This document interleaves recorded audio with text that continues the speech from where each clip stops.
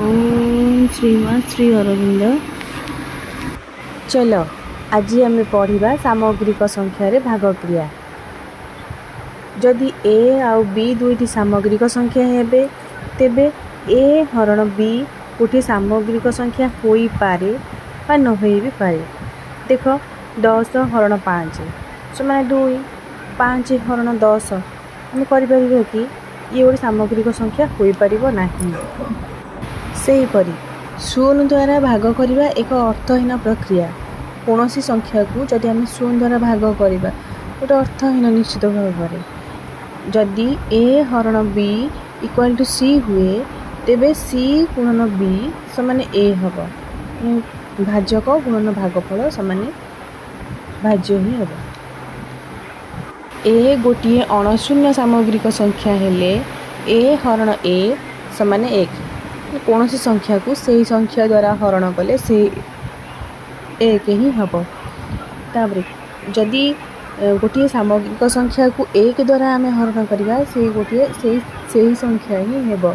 5 हरण 1 समान 5। भाज्य आम केमती पाइबा? भाजक गुणन भागफल युक्त भागशेष कले आम भाज्य को पाई परिबा। आम एटा चतुर्थ श्रेणी पढ़ी आसचे। एबे आउ डेरी न करी अभ्यास कार्य 1.4 को जीवा। भागफल और भागशेष निर्णय कर। देख 6टा पॉइंट अच्छी। प्रत्येक सब गुड़ाक हरण करी भागफल और भागशेष निर्णय कर। देख मु खातार मोर कर सब गुड़ाक लक्ष्य कर। तुम्हें मैंने तो सब हरण विषय जानी थी। तृतीय श्रेणी हरण शिखी आसलणी। तापर देख मान निर्णय कर। देख केमती मान निर्णय कर। सब पॉइंट गुड़ाक 8टा पॉइंट करिछि। प्रथमे बंधनी हरण गुड़ाक आगे शेष करदे। तापर मान निर्णय करवा। 3 नंबर क्वेश्चन केउं 6 अंक विशिष्ट क्षुद्रतम संख्या 70 द्वारा विभाज्य। प्रथमे आम क्षुद्रतम संख्या को 70 द्वारा भाग करवा। भाग शेष जहाँ हम ताकू भाजक फेड़ान करी भाज्य सहित से फेड़ान फल को मिसेबा। आम आमर बाहर पड़ो से संख्याटा। 4 नंबर क्वेश्चन केउं 5 अंक विशिष्ट बृहत्तम संख्या 45 द्वारा विभाज्य। प्रथमे आम कौन करवा ना 5 अंक विशिष्ट बृहत्तम संख्या को 45 द्वारा हरण करवा। जहाँ भागशेष रही से बृहत 5 अंक विशिष्ट बृहत्तम संख्यार से भागशेष को फेड़ान करदे आमर बाहर पड़ो संख्याटी।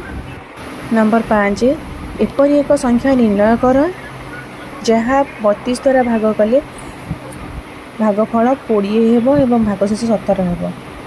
तमाने आमर ए कौन देती भाजक देदेची भागफल देदेची भागशेष देदेची।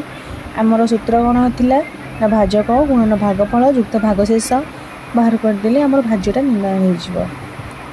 6 नंबर क्वेश्चन गोटे तोटारे 570 आंब गछ 19 धाड़ी अच्छा।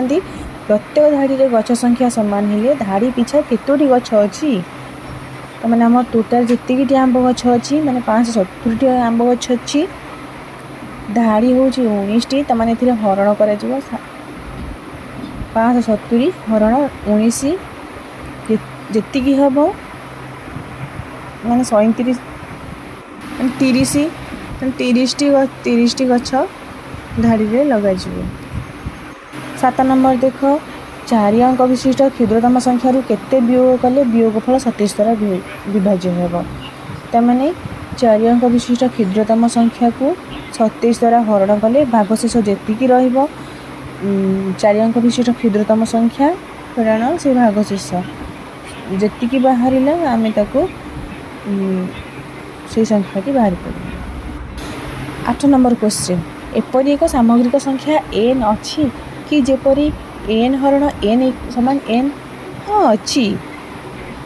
1 हरण 1 समान 1 से गोटे ही अच्छी। 9 नंबर क्वेश्चन ए और बी दुईटी अणशून्य सामग्रिक संख्या हेले ए हरण बी समान बी हरण ए यह सत्य कि?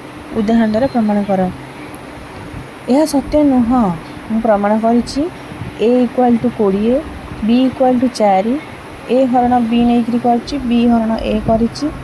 ଏହା ସତ୍ୟ ନୁହଁ ବୋଲି ପ୍ରମାଣିତ ମଧ୍ୟ ହୋଇଛି।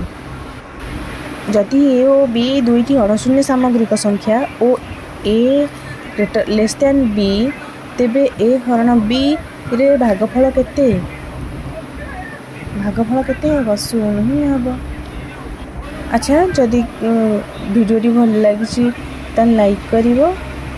ଯଦି କିଛି କାହାର କେଉଁଠି ଡାଉଟ୍ ରହୁଛି